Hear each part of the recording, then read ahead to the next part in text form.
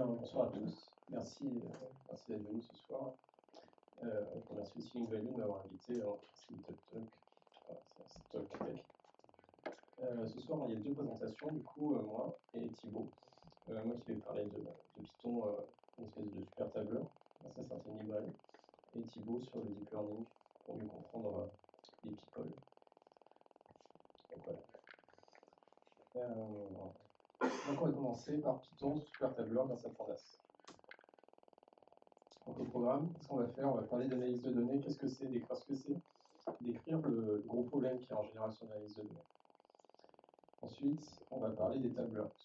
Tout le monde connaît ce que c'est un tableur ici. Tout le monde a déjà vu par Excel, tout ça. Et c'est quand même pas mal utilisé pour faire de l'analyse de données. Donc on verra en pratique ce que ça change par rapport à un langage de programmation.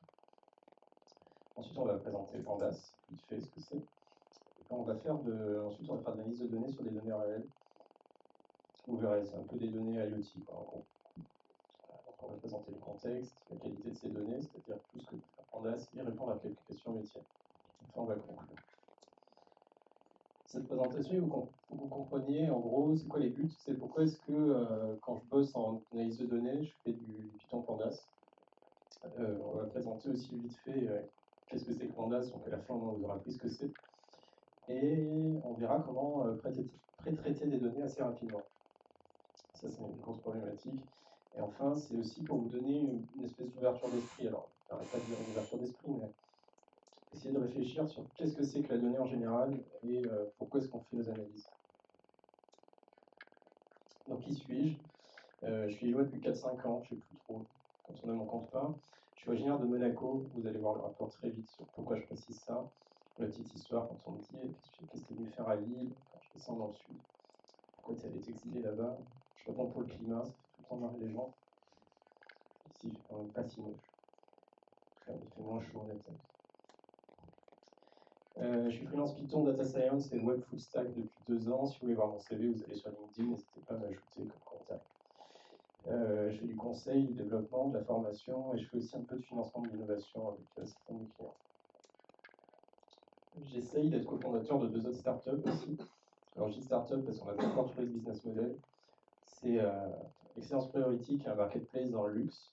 Donc ça c'est déjà un rapport avec Monaco. Et Ménage à 3 qui est une agence de communication. En gros, qui fait du conseil et de la réalisation en communication. L'autre ménage, un des 2 autres ménages, c'est Nexence, qui est là. Il y en a certains peut-être ici qui me connaissent parce que je co-organise aussi les meet-up Python et Data Science. D'ailleurs, petite pub, le prochain meet-up Data Science, c'est le 28 février à la Grappe, sur Tableau et Alteryx pour la BI, pour visualisation de données, quoi, Business Intelligence.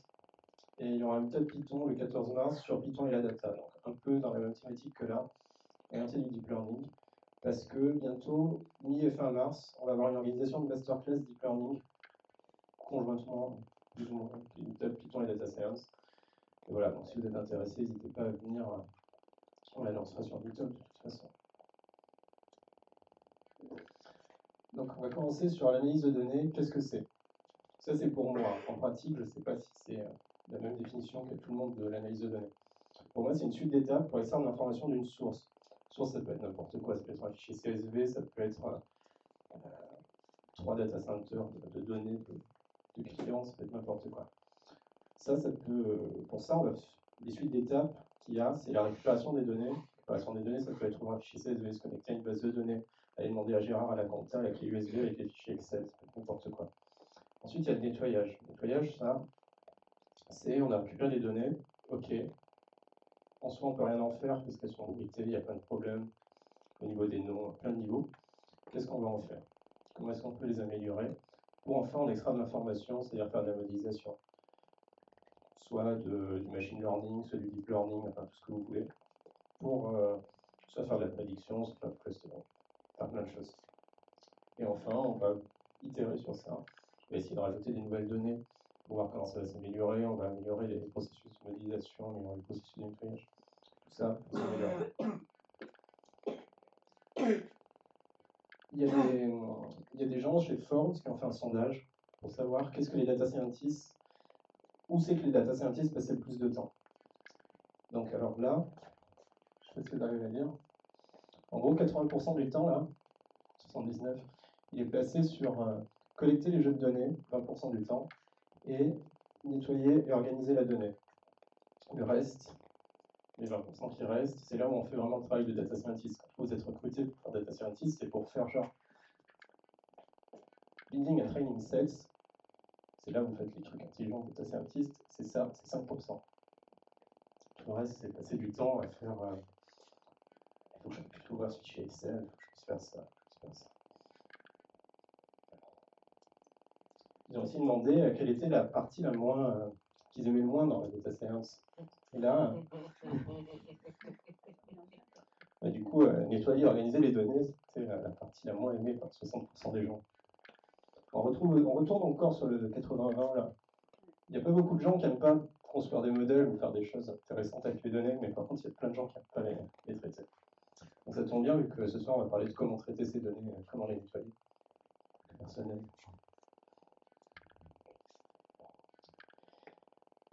Avant de partir sur ça, on va d'abord faire un petit passage sur les tableurs pour qui langage de programmation. Vous allez voir pourquoi l'intérêt après.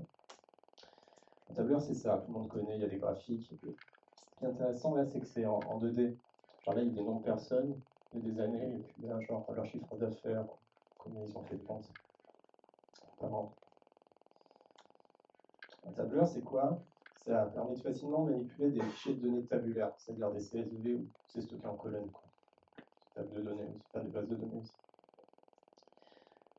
Les tableurs, c'est 2D, c'est-à-dire qu'on peut se balader en 2D à l'intérieur du tableur. Il y a une manipulation graphique des données, au sens où je peux cliquer sur une cellule, dire ça c'est égal à 2 fois celle-là, ça c'est égal à ça plus ça.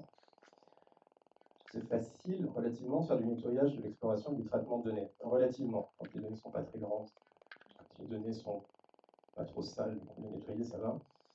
On peut visualiser assez facilement aussi, enfin c'est graphique. Et ça, c'est beaucoup utilisé, mais c'est un besoin métier en fait. Qui c'est qui va utiliser les tableurs dans les boîtes? Souvent, c'est les gens qui ne sont pas développeurs. C'est un peu tout le monde. Les gens de la compta, les gens de marketing, ils vont faire des fichiers Excel de fou avec des macros. Tout. En échange, enfin, de l'autre côté, il y a les langages de programmation. Le langage de programmation, par exemple, c'est ça. Ça fait peur.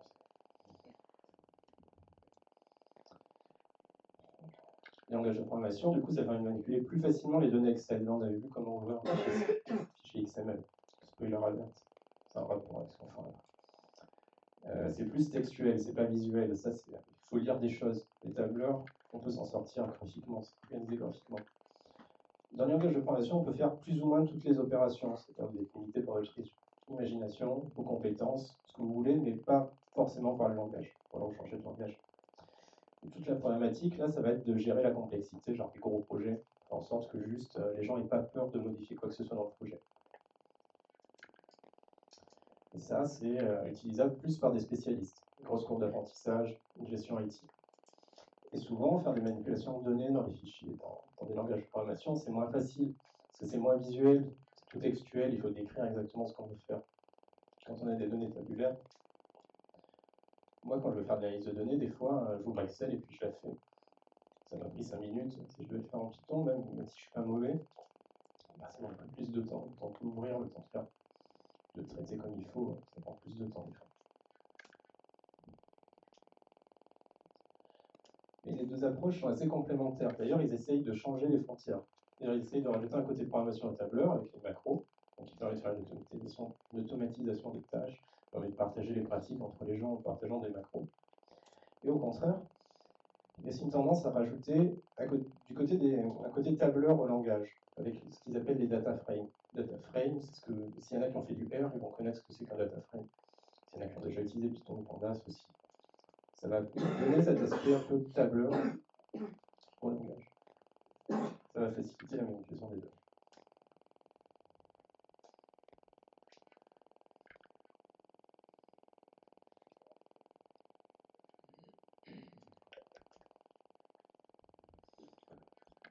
Juste pour savoir, là, qui connaît Pandas à peu près? Au moins 2 noms?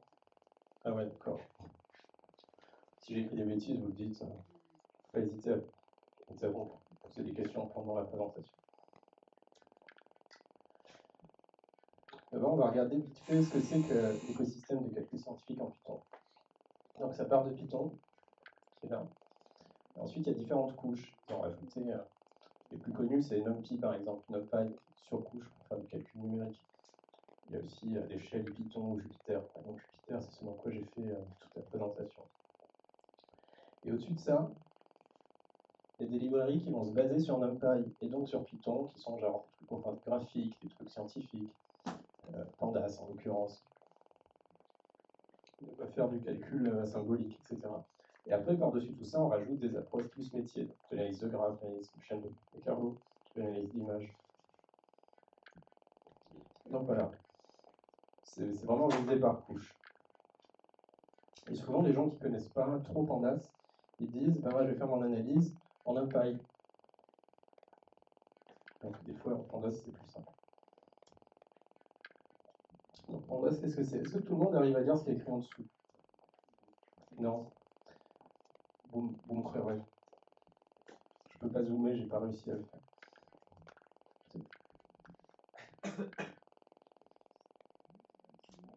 Alors, je sais pas du tout ce qui va se passer sur les slides suivantes. En gros, là, ce que j'ai fait, c'est j'ai fait import pandas SPD, c'est la façon classique de faire pandas.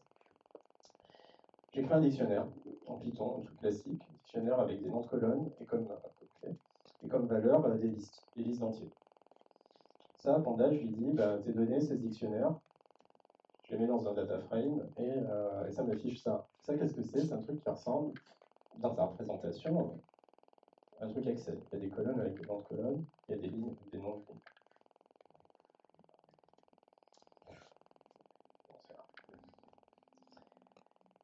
Sur cette matrice-là, sur ce tableau, on peut faire des opérations vectorielles ou matricielles. Qu'est-ce que j'ai fait? Faut que je parle dans celui-là maintenant. Vous m'entendez? Non. Si. En fait, il faut parler super près, là, vous m'entendez ou pas? Bon, ok. Alors, hop. Donc là, j'ai exécuté le data frame. Et ensuite, hop, vous n'avez rien vu. Là, j'ai fait x3 sur chaque élément du data frame, en faisant juste x3 sur ma valeur. Ceux qui font du NumPy, ils connaissent, il n'y a rien de choquant là-dedans. Je vais peut-être mettre celui-là, là. Ouais.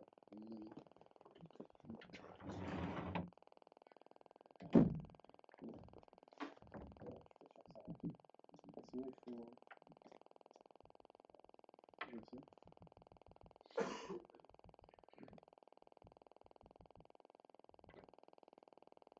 Aussi. Là, c'est mieux, vous m'entendez mieux? Ok, très bien. Donc là, j'ai juste fait x3 sur la variable du tableau et ça multiplie tous les éléments par 3.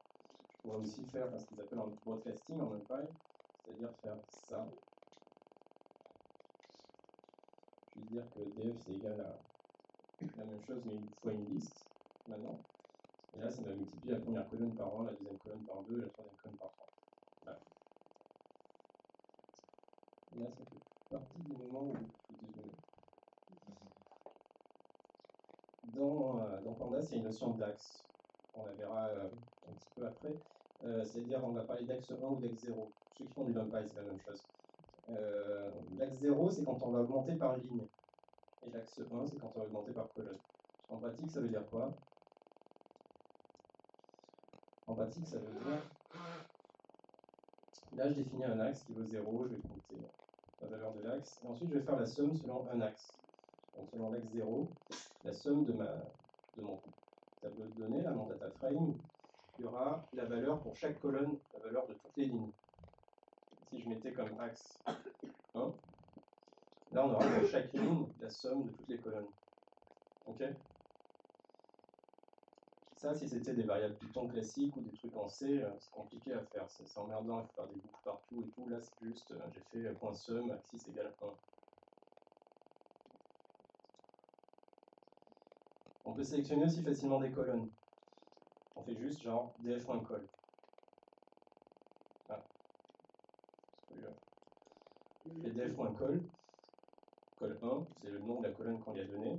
Ça apparaît comme un attribut de l'objet. C'est fait d'une façon assez compliquée, on passera les détails de comment c'est fait. Et donc là, ça m'affiche 0, 1, 2, 3, 4, et à côté 1, 2, 3, 4, 5. Donc à gauche, c'est ce qu'on va appeler l'index, et à droite, c'est ce qu'on va appeler la valeur. Si on regarde le type de cette variable-là, c'est une série. Et là, on a vu quelque chose d'important dans Pandas, c'est-à-dire que un data frame, c'est plein de séries qui sont collées. En gros, chaque colonne, c'est ce qu'ils appellent eux une série, et ensuite, quand vous en mettez plein côte à côte, c'est un data frame. Okay. Dans cette série, on peut accéder soit à l'index, donc là c'est un index qui dit ça commence à 0, ça s'arrête à 5, ça ne monte pas de 1, soit à une valeur, soit à la valeur associée.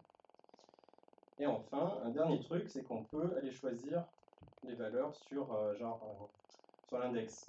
Là, je vais récupérer les colonnes qui ont comme index numéro 0 et numéro 3. Ça va me renvoyer que les lignes qui ont ces index-là, donc ça me renvoie que ces lignes-là. Si vous en cherchez qu'un seul, il y a une syntaxe un peu spéciale qui on lui passe entre crochets une liste, d'où le crochet-crochet. C'est juste pour pouvoir faire ça. Donc ça marche aussi si on en est qu'un seul. Donc là, on sait comment extraire des colonnes, on sait comment extraire des lignes.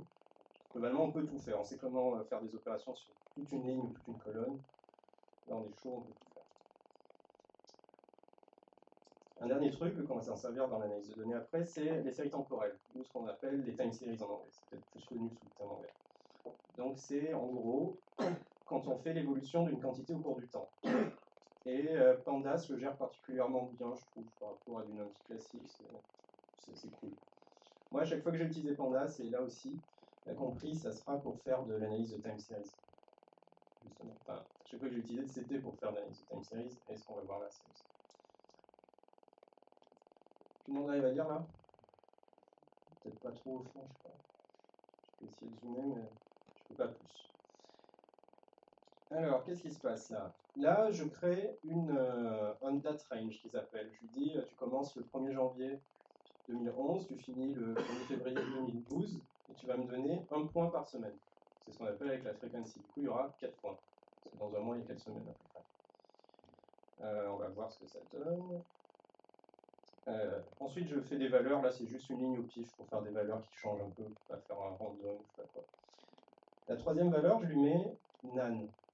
Nan, c'est quoi? C'est not a number, c'est une valeur manquante. Par exemple, vous avez quelque chose d'IoT, ça sera des valeurs récupérées par votre bidule IoT, par votre Fing. Des fois, le Fing, il n'a pas de réseau, il n'a plus de batterie, il a je sais pas quoi, il va manquer de points, du coup, ça sera un nan, not a number. Okay. Et je crée la time series là, à ce moment-là, et c'est en particulier quand je dis l'index, c'est l'index de temps qu'on a créé juste au-dessus. Ça, c'est ce qui crée la time series. Donc, on va voir tout de suite. Voilà, ça ressemble à ça. Donc là, parce que là, rien de follement excitant. On a 5 points, on a 4 points, 5. Je ne sais pas pourquoi 5. Et l'avant-dernier, c'est un nan, et les autres, c'est des nombres, des valeurs qui augmentent. Mais ce qui est cool, c'est qu'on peut faire de l'indexation sur ces time series. Là, on a récupéré juste la valeur de temps qui correspond au 9 janvier, au 16 janvier, au 23 janvier. Sachant qu'on lui a donné juste des dates dans un peu le même format, mais ce n'est même pas des dates qui apparaissaient dans la time series globale. Donc après, il a réussi à dire tout seul, ah ben ça n'existe pas, genre, je m'arrête là, il a fait tout seul les validations d'index. Et un autre truc qui est super cool, c'est ça. Là, je lui dis ma time series, donc on va la mettre à s'afficher. Là, je lui dis, tu vas me la résampler. Résampler, c'est rééchantillonner. Et là, au lieu d'être tous les mois, enfin, un point par semaine pour un mois, ça sera un point par jour pour tout le mois. Parce que là, j'ai dit day, enfin, des majuscules comme day en anglais. Et comment est-ce que tu vas faire? Tu vas m'appliquer la moyenne sur chaque. Là, bah, du coup, il n'a pas forcément pu. Je peux pas. Il y a les points qu'on avait précédemment qui sont toujours là, les 0, les 0,2, les 0,8. Mais ça a été rempli de plein de nan entre-temps. Du coup, ce qu'on veut faire pour enlever tous ces nan, c'est faire interpolate. Interpolate en regardant comment de façon linéaire. Et là, c'est-à-dire qu'il y avait 2 points qui existaient, il n'y avait pas de point au milieu. Pour chaque point, il a tracé il a tracé une droite entre les points qui existaient. Il a dit, avec cette valeur, c'est ce point-là. Cette valeur, c'est ce point-là. OK? Si linéaire, ça ne vous convient pas, là c'est un truc d'exemple, donc il n'y a pas d'intérêt. Si linéaire, ça ne vous convient pas, il y a tout ce qu'il faut, il y a du bicubique, du machin, du truc. Il suffit d'aller voir la doc. Là, c'est juste pour montrer le concept. concept, enfin, potentialité. Donc ça, c'est super pratique. Ça, si vous voulez le coder vous, c'est genre 200 lignes, et encore 200 lignes où il y aura des erreurs partout. Là, c'est des gens à peu près compétents qui l'ont fait. Ils sont même mis à plusieurs, donc c'est vraiment mieux fait que ce qu'on peut faire chacun dans son coin. Donc là, on va présenter maintenant. Donc là, on a fini le tutoriel sur Pandas. Donc, normalement, ceux qui connaissaient, vous n'avez pas forcément dû apprendre grand-chose. Les autres, vous devez pouvoir vous en sortir un petit peu si je vous redonne le code. Bon, voilà. On va aller voir là. Les données, qu'est-ce que c'est? C'est de l'open data sur les parkings. Alors, je dis que je venais de Monaco à la base, donc en fait, je me suis rendu compte à un moment que Monaco Parking, donc ceux qui gèrent les parkings publics de Monaco, c'était des gros geeks qui fournissaient des fichiers RSS et XML en temps réel avec la mise à jour de toutes leurs places de parking, dans tous les chemins de parking, enfin, truc de geek vraiment. Et je me suis dit, ah bah tiens, je vais récupérer ces données, et pour en faire quoi? Ben, je sais pas. Du coup, j'ai des données quelque part, donc c'est un peu du big data, on a plein de données, on ne sait pas quoi en faire. Et on essaye de trouver après quoi en faire. Donc Monaco, c'est quoi? C'est ce que j'ai montré avant, c'est une ville-État. Là, il y a quasiment tout le pays qui est dans la photo. Monaco, ça s'arrête là où il n'y a plus d'immeubles hauts, en gros. C'est 2 km², c'est une ville-État, c'est densément peuplé. On pourra en parler après. Une particularité, c'est qu'il y a une grosse quantité de travailleurs pendulaires, c'est-à-dire qu'ils habitent en France ou en Italie, ils viennent la journée à Monaco, un peu comme à Paris, il y a des gens qui viennent de banlieue.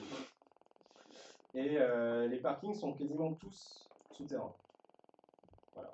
Il n'y a pas trop de parking dans les rues, vu qu'il n'y a pas beaucoup de rues. C'est toujours pris d'assaut. Si vous voulez voir à quoi ça ressemble à ça. C'est assez allongé, il y a plein de quartiers.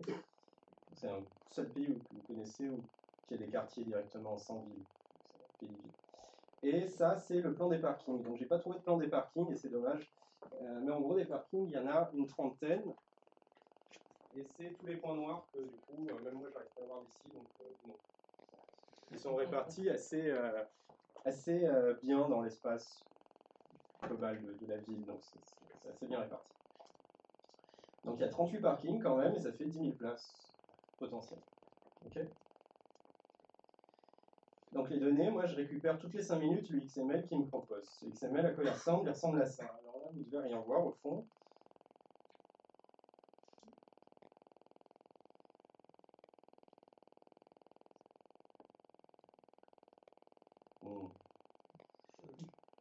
On va prendre la vraie image. On va essayer de prendre la vraie image.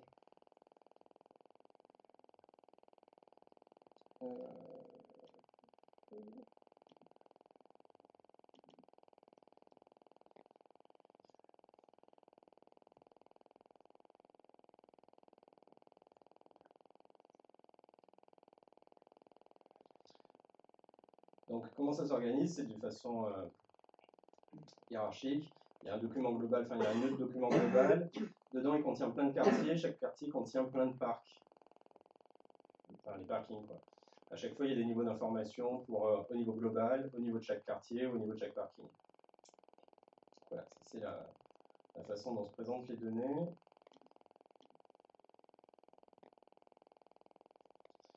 Il y a potentiellement plein d'informations redondantes. À chaque fois, il y a un timestamp. Et si on ouvre un fichier à un moment donné, les timestamps, ils ne sont pas tous communs. Il peut y avoir genre 4-5 minutes de décalage. Et du coup, ça, en pratique, qu'est-ce que ça veut dire? Ça veut dire que quand je fais la somme de toutes les places libres, enfin, quand je regarde, eux, leur nombre de places libres qu'il y a au niveau de tous les parkings, que je regarde le nombre de places libres qu'il y a dans chaque parking et que je fais la somme, ça ne donne pas le même chiffre. Aussi, si on fait la somme du nombre de places libres et du nombre de places occupées, bah, c'est pas constant au cours du temps. C'est-à-dire que les parkings, ils se resize un peu comme ça au cours du temps. Donc potentiellement, c'est pas dû au fait que les parkings changent de taille, c'est plus dû à un problème de synchronisation entre les deux données. Ça, on va pas s'en occuper parce que ça, c'est vraiment compliqué à gérer. Donc maintenant, on va faire de l'analyse. Alors dans l'analyse, qu'est-ce qu'on va utiliser? On va utiliser NumPy, on va pas s'en servir en fait. On va utiliser Pandas, Matplotlib et 3 fonctions que j'ai fait qui permettent de lire les données.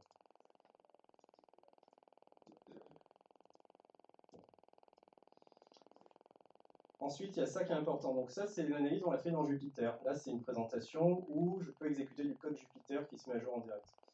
Qui connaît Jupyter? Donc, tous ceux qui connaissent Un peu moins que ceux qui connaissent Pandas. Jupyter, c'est cool. Faire de l'analyse de données exploratoire, utilisez-le. Si vous mettez la commande magique pourcentage matplotlib et notebook, après ça vous permet d'avoir des images matplotlib que vous pouvez manipuler, vous pouvez les déplacer, rezoomer, plein de trucs, c'est cool. Souvent les gens ils mettent matplotlib inline, je conseille notebook. Si ça peut marcher, c'est cool. Donc les détails des fonctions, on peut utiliser point d'interrogation pour avoir la doc d'une fonction, deux points d'interrogation à la fin pour afficher le code d'une fonction. Par exemple, ma fonction qui s'appelle getDataFrame, si je mets deux points d'interrogation, je peux avoir accès à sa doc. Donc là, vous ne pouvez rien voir du tout, mais ce point d'interrogation, ça marche pour avoir la doc.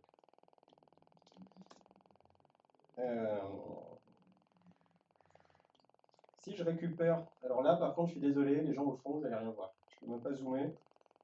Ah si on peut. Là ce que je fais c'est que je récupère dans un data frame, moi j'ai un XML par toutes les 5 minutes. Ce que j'ai fait c'est que ça correspond à une ligne de mon tableau. Et j'ai plein de lignes. J'ai combien de, ça veut dire quoi plein de lignes? Normalement Pandas il dit, si j'arrive à m'en sortir avec tous les... Bon.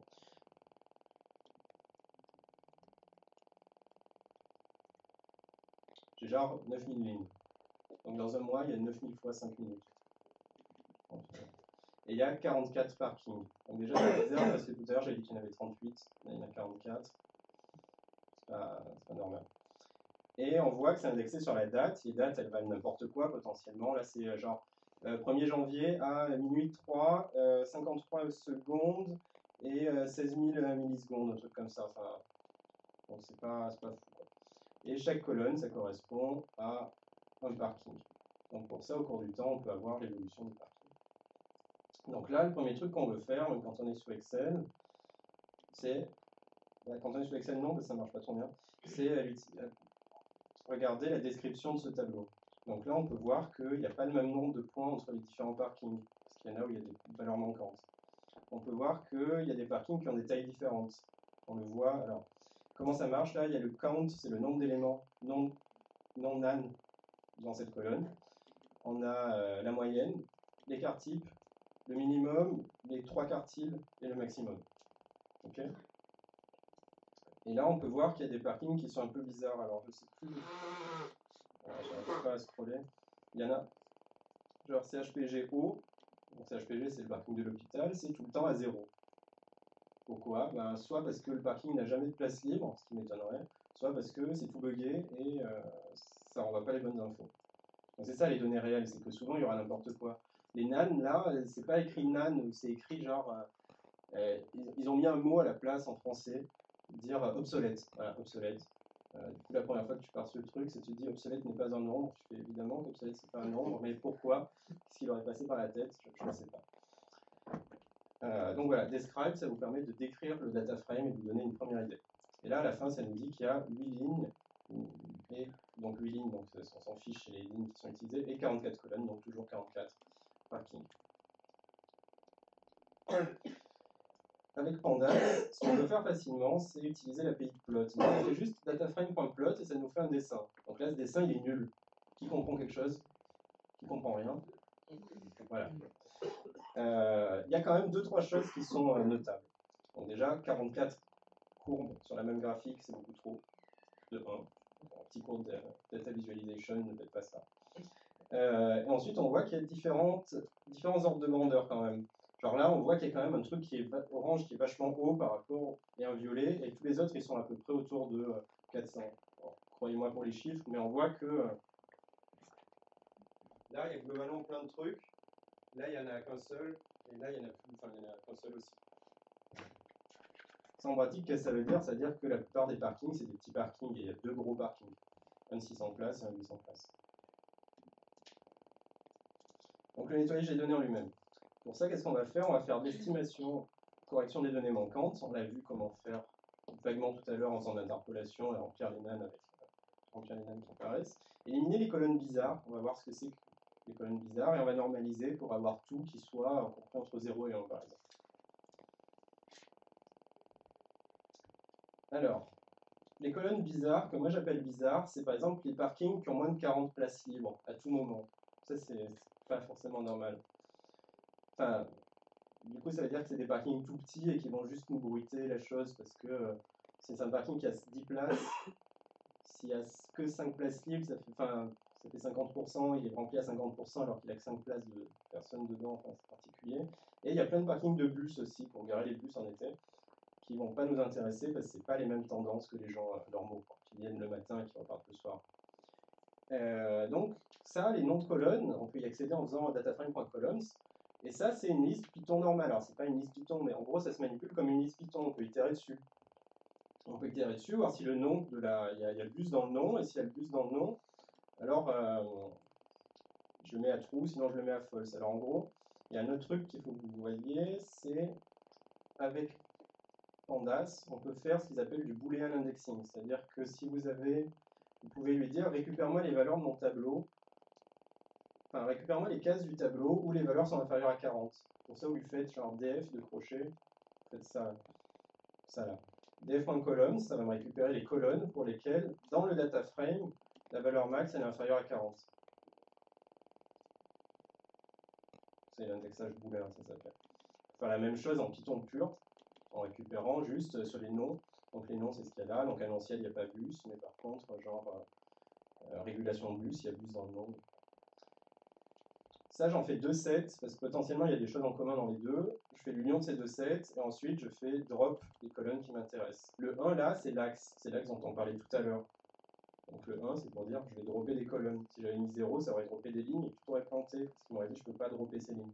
Vous voyez l'idée? Donc allez, hop, on le fait, et là, normalement, le data frame est plus petit, donc croyez-moi. Maintenant, les valeurs manquantes.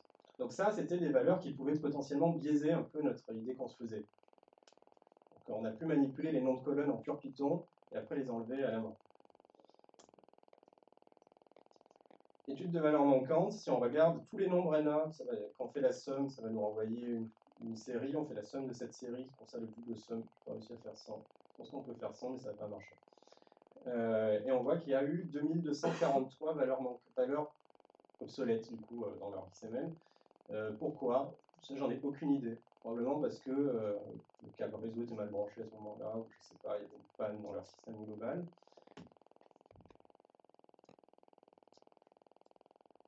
Si on regarde, c'est quoi les valeurs qu'il y a, combien il y en a par colonne, par colonne, genre au parking du Larvoto, il y a 63 valeurs manquantes.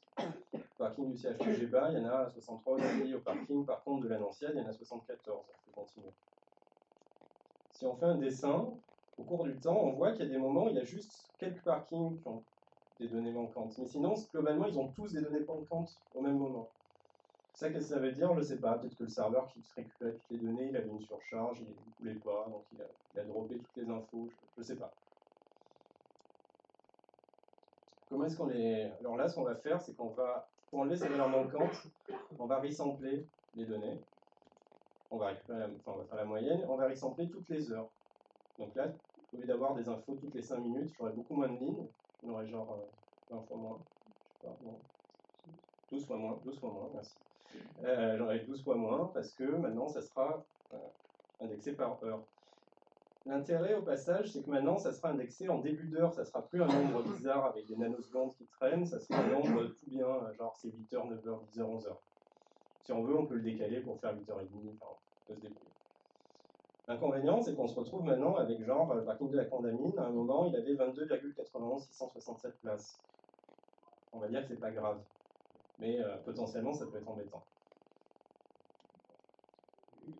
Ça dépend, là c'est vraiment un cas métier, ça dépend de tout ce que vous faites. La dernière chose qu'on peut faire, c'est de la normalisation d'échelle. La normalisation d'échelle, en gros, on va regarder les grandes différences de taille. Enfin, il y a des grandes différences de taille entre les parkings. Pour ça, on va diviser le parking par son nombre de places totales. Le nombre de places totales, on l'a pas, on va dire que c'est le moment où il y a le plus de places libres. Ce nombre-là, on va dire, c'est le nombre, il n'y a personne dans le parking. C'est faux, c'est une légère approximation. Ça pourra peut-être nous poser des problèmes après. Ça, il faudrait voir pour faire de l'enrichissement de données, récupérer le nombre de places, aller faire un tour dans chaque parking et compter combien il y a de places. Alors, on va cacher ce graphe. Ça, il ne faut toujours pas faire, mais c'est mieux que tout à l'heure. Là, il y a un autre truc de Pandas qu'on utilise, donc toujours une ligne. on fait def.apply. Apply, ça va prendre chaque colonne et y appliquer une opération, enfin y appliquer une fonction sur chaque colonne. La fonction, en l'occurrence, c'est de dire, eh ben, donc x, c'est notre colonne qui est passée par apply à la fonction. Là, avec le lambda, je crée une fonction anonyme, peu importe. Donc ça, c'est notre colonne. Et je vais dire, bah, cette colonne, tu vas la diviser par sa valeur max. X divisé par x.max. Ok? Donc si la valeur max c'est 10, ben, chaque élément de la colonne, ça va diviser par 10. Ça, qu'est-ce que ça a comme intérêt? C'est que ça va tout repasser entre 0 et 1. Donc il n'y a plus de notion de gros parking, petit parking. Et ça, on peut le voir si on plot. Et là, alors, attendez. J'aimerais bien que ça fonctionne. Donc l'intérêt du Matplotlib Notebook, c'est qu'on peut faire ça. Ça dit bien. Bon, là, j'ai essayé de zoomer dans un rectangle. Pour une raison obscure, ça ne marche pas. Voilà. Et ça, quand on fait Matplotlib inline, on ne peut pas. Okay. Là, on voit qu'il y a quand même des tendances bizarres. Des fois, il y a des parkings qui sont tout bas. Potentiellement, il y a des valeurs aberrantes qui sont super hautes à un moment.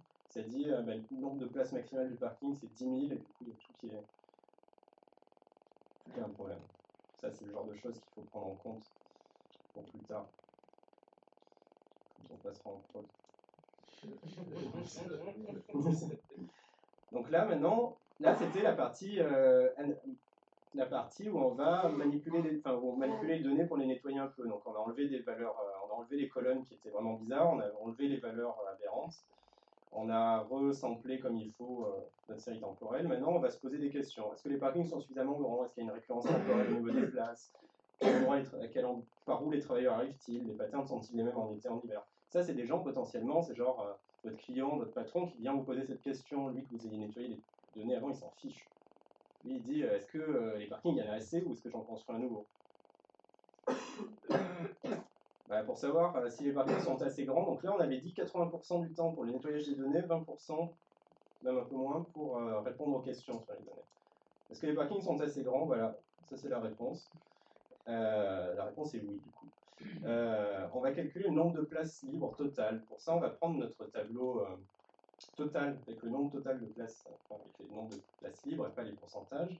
On va faire la somme selon les colonnes. Donc on va dire à ce moment-là, il y avait tant de places libres dans tout le pays, toute la ville. Et on va appliquer dessus, on va faire un plot. Et là, on voit qu'il n'y a jamais de moment où il y a moins de 1000 places, 800 places. Donc il y a toujours des places libres, potentiellement. Donc pas forcément besoin de construire de nouveaux parkings. Est-ce que les parkings ils suivent tous la même tendance? C'est-à-dire, en gros, ça je l'avais fait à un moment pour me dire, si je devais, je n'ai pas de voiture, puis j'habite à Monaco, enfin, quand je suis à Monaco, j'y habite. Du coup, j'ai pas de problème de venir en voiture, me garer. Mais si je l'avais, est-ce que je peux faire une analyse de données pour me dire à quelle heure il faut que j'arrive pour me garer, pour être sûr de pouvoir me garer dans ce parking? Globalement, le bon sens me dirait genre à 8h50. C'est-à-dire 10 minutes avant tous les autres qui commencent à 8h. Enfin, à 7h50, 10 minutes avant les gens qui arrivent à 8h. Mais voilà. Donc en gros, est-ce que tous les parkings sont quasiment pleins à 8h du mat et quasiment vides la nuit? On peut le voir. Ça, on peut faire une toute petite manipulation de données, c'est-à-dire calculer le coefficient de variation pour voir s'il y a beaucoup de variations ou pas dans les parkings. Et ça, on voit qu'il y a quand même plein de valeurs. Donc, le parking qui s'appelle les Angelins, lui, il a 0,16. Qu'est-ce que ça veut dire potentiellement? Ça veut dire qu'il a une grosse moyenne et peu de variations. A contrario, un parking qui s'appelle Bozio, lui, il vaut 1,5, ça veut dire qu'il y a plus de variations que sa moyenne, qui me semble bizarre à froid, mais pourquoi pas. Et après, il y en a qui sont au milieu. Et on voit, si on faisait le dessin de ça, ça ferait des espèces de pas. Et on pourrait voir, pour faire du clustering, pour essayer de regrouper les parkings par type catégorie. Là, c'est un graphe un peu mieux, c'est le seul graphe un peu mieux qu'il y a dans cette présentation. Il n'est pas fou quand même. Ce que je vais faire, c'est que je vais faire... Hop. J'avais dit 3 noms, j'avais dit genre les Angelins, les Papalins, le Stade et le Bozio, je crois. J'avais dit Bozio. Les Angelins, on voit que lui, il n'est jamais complètement plein. Son nombre total de places libres, il passe jamais à 0. Alors pourquoi? Et par contre, il n'est jamais totalement vide non plus, enfin, il a un parcours bizarre. Si on regarde à côté, genre Bozio, non, si on regarde le Stade à côté, Donc le stade, comme son nom l'indique, c'est le parking du stade, qui est des fois rempli pendant les matchs, pas souvent, et beaucoup rempli en semaine, parce qu'il est à côté de là où il y a tous les bureaux. Et là, c'est pas du tout le même ratio. Enfin, on voit que c'est pas le même comportement qu'il y a entre les deux parkings. Alors ça, si on essaye de comprendre, il faut réfléchir métier. Donc vous ne pouvez pas, parce que vous n'êtes jamais allé à Monaco et que ça ne vous parle pas, le parking des Angelins ni le parking du stade. Le parking des Angelins, en gros, il est dans une zone résidentielle, alors que l'autre, non. C'est pour ça qu'il n'y a pas la même tendance. Là, on peut voir aussi qu'il y a de fortes tendances par semaine sur le parking du stade. Je vais juste dessiner le stade. Donc, en gros, là, ce qui se passe, je vais prendre une semaine entière. Bon, la semaine, elle commence le vendredi pour se finir un vendredi. Le 11 janvier, si vous voulez vérifier, ça doit être un vendredi. Il n'y a pas de place libre. Ensuite, c'est le début du week-end. Bam, le parking est vide. Ensuite, là, c'est un samedi. Ce samedi-là, il y a dû avoir un match à domicile au Monaco. Du coup, il y a eu le parking rempli à moitié. Pas déconner non plus. Et ensuite, le match c'est fini. Le dimanche, il n'y avait personne. Et la semaine, ça reprend.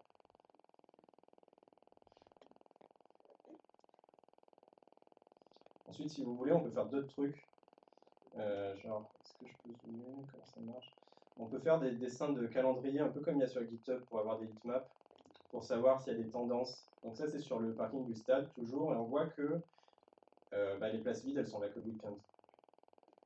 En gros, ça, c'est les mois. Donc là, il y a des données que sur un seul mois. Et ça, c'est les jours. Et c'est coloré par la teinte de couleur, c'est en fonction de la moyenne de places vides sur la journée. Et plus c'est élevé, plus c'est qu'il y a des places libres. On voit qu'il y a deux lignes qui sont assez foncées, c'est tous les week-ends. Les autres, c'est pas. Pour conclure, du coup.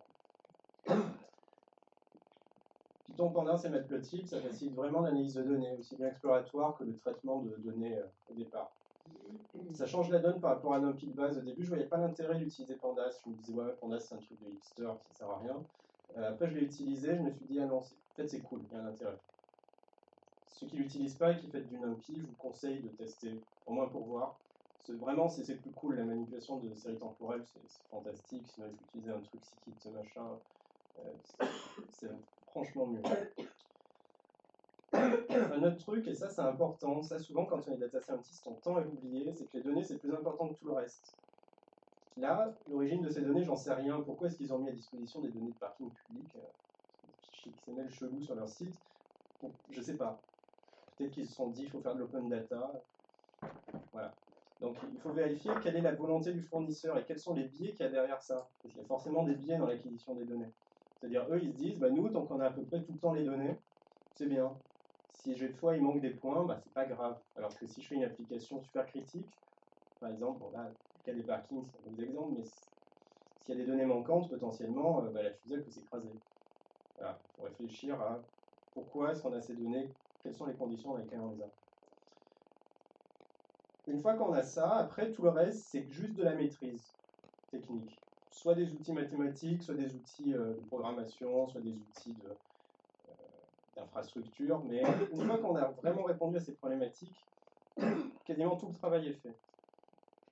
D'ailleurs, au Meetup Data Science, on avait eu une présentation sur les données qu'on avait appelées données de merde, qui expliquait, surtout avec des gens de l'IoT d'ailleurs, qui expliquait l'origine, enfin, qu'est-ce qu'ils faisaient quand ils avaient des données que eux ils considéraient comme aberrantes, parce que dans l'IoT ça arrive souvent. La majorité, enfin pas la majorité, mais souvent il y a des problèmes. Les gens n'ont pas pensé, il n'y a plus de piles, je sais pas quoi. Et après, il y avait une autre présentation qui était donnée par quelqu'un en sciences politiques qui faisait de l'analyse de sondage. Et là, il disait, ben moi, comme c'est des sondages indirects, c'est genre des résultats de vote, des élections professionnelles, c'est des données qui sont données par le ministère de l'Intérieur. Comment est-ce que je fais, moi, pour faire mon travail avec, alors qu'elles ont déjà été pré-traitées par d'autres gens qui avaient des buts différents, et qui après les ont rendues publiques? Ça, c'est des questions qu'il faut se poser. La dernière question, l'autre question, c'est de comprendre la problématique des aspects métiers. Là, si je vous avais juste dit, il y a ce parking, il y a ce parking, vous avez fait, ok, c'est cool. Si on vous explique avant, il y a plein de parkings, il n'y a pas beaucoup de place, les gens ils arrivent le matin, ils repartent le soir, et les parkings ils ont des spécificités. Ça, c'est des aspects métiers. C'est pour ça que j'en ai parlé. Si vous ne comprenez pas l'aspect métier, vous ne pouvez pas faire d'analyse de données. Il n'y a pas de truc silver bullet, balle en argent, n'importe quoi en data science qui peut dire ah, ben, je vais appliquer cet algorithme, bam, j'ai besoin de rien savoir. C'est faux, il faut toujours essayer de se mettre à la place de la personne dont c'est le métier, qu'est-ce qu'elle ferait. Et ça, c'est pas facile, c'est pas technique. Et enfin, moi, ce que je conseillerais à faire, à chaque fois que je fais une analyse de données, je me perds. Il faut toujours chercher à répondre à des questions. C'est-à-dire, on va essayer de voir les données, à quoi elles ressemblent, voir les questions qu'on peut se poser et auxquelles on peut répondre avec les données qu'on a, et après tout faire pour y répondre. Parce que sinon, si on n'a pas de but, on va juste se mettre à papillonner dans tous les sens, à faire n'importe quoi. Ça, c'est déjà arrivé à des gens. C'est vraiment personne, que moi. Non, ok. C'est bon, j'ai eu peur. Parce que ça, c'est un truc que Richard Feynman. Richard Feynman, c'était le gars qui a bossé sur la bombe atomique. Après, il a eu un prix Nobel. Enfin, c'est quelqu'un d'assez malin. Il a appelé ça, à l'époque des premiers ordinateurs, le computer disease. Et c'est n'importe qui travaille avec des ordinateurs le connaît. C'est une maladie très sérieuse et ça interfère complètement avec le travail. C'est qu'en fait, quand on utilise un ordinateur, on veut jouer avec. Et juste jouer avec les données, voir ce qu'on peut faire. Tiens, si je faisais ça, si je faisais ça. Alors qu'en fait, ça répond à rien. Il n'y a pas de but pour cette analyse. C'est pour ça qu'il ne faut pas perdre de vue la question qu'on se pose au départ. C'est un truc à se rappeler, c'est comment ça marche notre vaguement et toujours répondre à une question dans cette analyse de données. Et voilà. Merci. Vous avez des questions?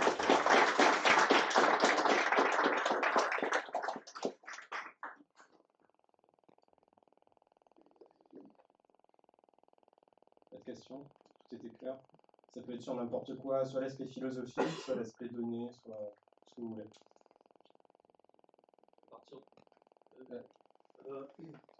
Moi, je connais encore rien en data science. Du coup, pourquoi il manque dans les annonces de recrutement, ils demandent tous une formation, une maîtrise R, alors qu'il y a tous les frameworks, Panda, Matplotlib et ça. C'est une question de. Ouais, Faut que je répète les questions ou pas pour les gens? Faut que je répète les questions. Alors, la question c'était pourquoi est-ce qu'il y a souvent des offres d'emploi en data science qui utilisent R, enfin qui demandent R comme connaissance, alors que apparemment Python on peut tout faire. Avec les frameworks. Oui, enfin Python avec chose autour, mais R c'est pareil. Je pense que ça dépend des domaines, en vrai. Il y a des domaines qui kiffent R et il y en a qui ne kiffent pas Python, et réciproquement. Genre en banque, je crois qu'ils font pas mal de R, non? C'était pas ça? Ça dépend de la banque. Bon, enfin, il y a des... Moi, je suis pas expert du marché de la data science, mais après, il y a vraiment des domaines où ils n'ont pas envie que le petit nouveau il arrive et leur passe en Python, parce qu'il connaît Python. C'est-à-dire qu'il y a eu un choix technique qui a été fait à un moment, bon ou mauvais, peu importe, c'est un choix. Du coup, il faut rester dans ça. Il y avait une autre question?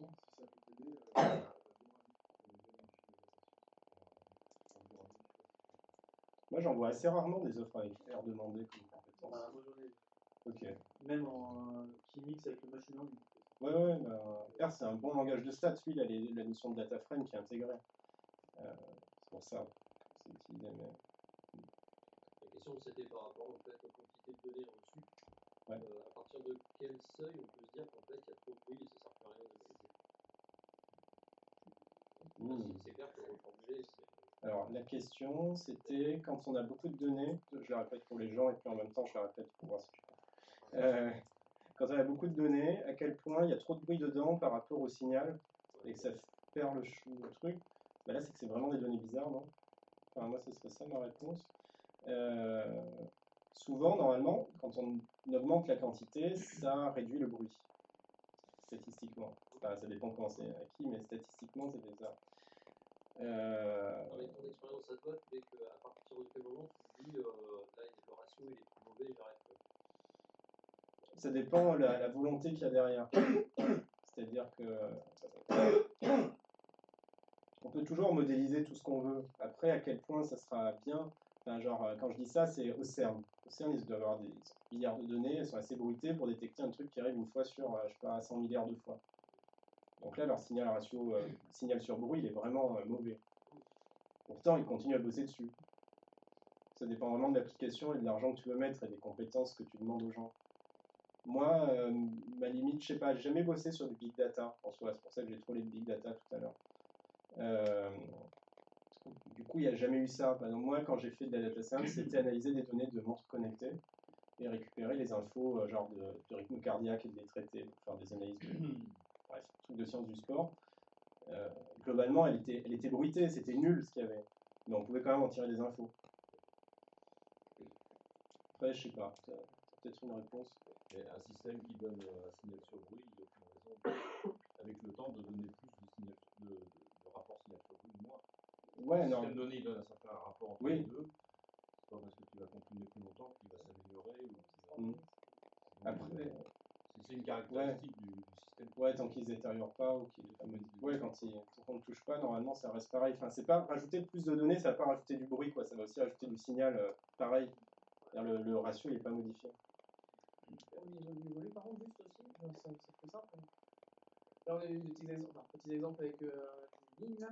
Juste au niveau de l'échelle, la capacité de Panda. Panda, c'est tant que ça tient en RAM, les dataframes tiennent en RAM. Ouais, voilà, non, c'est. Ouais, carrément. Du coup, il suffit d'avoir un bon. Ouais, voilà. Après, il y a un autre truc qui s'appelle Dask Distributed, qui implémente la même interface que Pandas, mais c'est distribué sur potentiellement plein de machines. Après, tu as tous les bottlenecks, réseau, machin, ça c'est notre problème. Et après, sinon, il y a en Spark, je pense que tu te limites, c'est ton argent. Et mes deux questions aussi. Au début, on a eu une comparaison entre les tableurs et le Pandas. Un des aspects, c'était aussi la facilité de communiquer avec le métier sur le tableur, puisque c'est un outil qui peut être manipulé par des non-spécialistes. Juste, j'ai pas le sentiment d'avoir beaucoup parlé de ça. Ça reste toujours très spécialisé. Pandas, par rapport à autre chose, ça n'aide pas forcément particulièrement le dialogue avec un métier, j'ai l'impression. C'est une question. Moi, à chaque fois, c'était avec d'autres data scientists que je parlais. Donc, l'aspect métier, il n'était pas trop là. C'était problématique. En Pandas, c'est peut-être plus simple. Parce que tu lui dis, bah là, cette colonne qui a ce nom-là, j'ai fait cette opération dessus. Tu peux lire à peu près ce qu'il y a, tant que tu ne fais pas des trucs trop compliqués. Bon, après, évidemment, il y a des codes, c'est le merdier, c'est inhérent au code, enfin, que ce soit compliqué. Mais dans ce cas-là, il aurait fait un truc avec son tableur, ça aurait été encore pire. Moi, je ne peux pas m'engager, mais en gros, je dirais que c'est quand même mieux si, pour parler, si tu as un code Pandas qui est vectorisé, que si tu avais un truc bas niveau où tu avais plein de boucles forts, plein de trucs, machin. Parce que ça t'embrouille. Enfin, ça embrouille la compréhension globale du mécanisme. Je sais pas, c'est pas. De toute façon, il y a toujours un dialogue à avoir. Tu vas pas donner au comptable, tiens, c'est ça ton truc Pandas. C'est juste, tu essayes de construire avec lui en lui disant, moi j'ai ça, tu décris vaguement l'algorithme que tu fais, il va dire, ah non, c'est pas ça du tout. Ou, ah oui, c'est bien, c'est ça.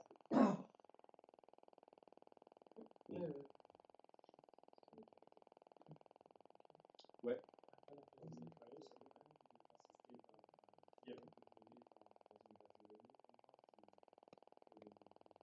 Alors, la question c'était, dans la première phase du nettoyage, est-ce que c'est pas mieux de le sauvegarder dans une base de données quand c'est propre? Ouais, moi c'est ce que je fais un peu là. Parce que mon truc get data, alors le nettoyage il est rapide. Là c'était fait en direct. 10 000 lignes, ça va, alors 10 s'en fiche. Par contre, l'acquisition des données, les récupérer depuis les fichiers, parser les fichiers XML, en plus je l'ai fait n'importe comment. Enfin, je l'ai pas fait de façon optimisée au mieux. Ça prenait genre 6 minutes. Du coup, là, si j'avais 6 minutes, t'as juste à vous dire, ah ben voilà, c'est en train d'importer. Super, importe. Là, ça importe encore. C'était embêtant, donc j'ai stocké dans un fichier feeder, je crois, type de format de fichier de données, qui est lu et stocké instantanément quasiment. Ça peut être intéressant de stocker les valeurs. Alors après, il y a deux problématiques. C'est-à-dire que c'est quoi les opérations que tu as fait pour nettoyer tes données? Parce que ça peut potentiellement impacter. C'est-à-dire, est-ce que je vais remplacer mes données brutes pour stocker que les données modifiées, enfin que les trucs nettoyés? Si après, dans un an, je me rends compte que, ah mince, j'ai fait une erreur dans mon nettoyage, toutes mes données sont bonnes à la poubelle. Voilà, enfin, on peut les stocker à côté si l'argent, c'est pas un problème. Enfin, si le truc de stockage, c'est pas un problème. Ça peut être intéressant. Après, ça dépend vraiment de la quantité et la vitesse de nettoyage. Là, par exemple, dans mon cas, ça sert à rien de stocker les données nettoyées, je peux les régénérer à chaque fois. Ouais. Je vais montrer qu'on peut utiliser Jupyter pour faire des présentations. Ouais. Si on souhaite plutôt communiquer communiquer un rapport de l'étude que tu as fait avec ça en PDF, est-ce qu'on peut... Ouais. Alors c'était par rapport à Jupyter et comment est-ce qu'on fait des présentations. Alors là, la présentation en elle-même, c'est un Jupyter Notebook. Donc c'est mon Jupyter Notebook. Chaque slide, c'était une cellule. Première approximation. Et après, là, je fais File, Export ou Download As. Là, ça va pas marcher, je crois, mais si je fais HTML, je peux sauvegarder toute la page que j'ai en HTML et envoyer à mon patron. C'est possible. Ou en PDF. L'extension que j'ai utilisée, elle s'appelle RISE, R-I-S-E, c'est vraiment cool, j'ai découvert ça hier soir. Je recommande. Ouais, peut-être. Si vous avez des questions, n'hésitez pas à me les poser à la fin. Pas de soucis.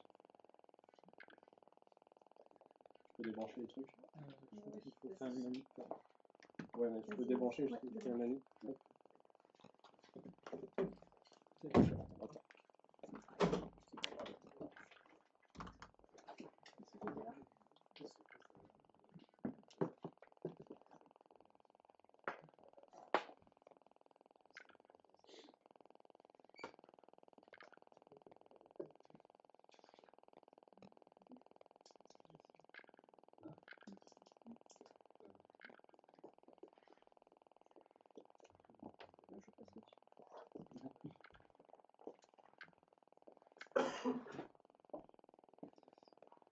Alors, bonjour à toutes et à tous. Donc, je m'appelle Thibaut Jordan. Je vais vous faire une petite présentation sur comment le machine learning m'a permis de comprendre Closer. Donc, en gros, c'est la détection de stars à partir de photos et de textes, en fait. Parce que, je vais vous l'expliquer après, mais j'ai une maladie assez grave sur la reconnaissance de stars. Donc, je suis data scientist chez Scapane, une startup spécialisée en big data et machine learning basée sur la technologie. J'aime beaucoup le machine learning et particulièrement la manipulation de textes et d'images. Typiquement, les données qu'on a vues tout à l'heure, le nombre de places de parking vides, moi je préfère travailler sur les images de places de parking et me dire là, je vais calculer à la main combien il y a de places de parking vides, etc. Je perds beaucoup de temps, mais je vais m'amuser. Donc d'abord, je vais vous présenter un peu le projet en lui-même. Pourquoi ce projet, quels sont les objectifs, etc. Ensuite, on va vraiment se concentrer sur la partie image du projet, donc reconnaître une star à partir d'une image, puis à partir du texte, donc comment à partir de texte reconnaître une star.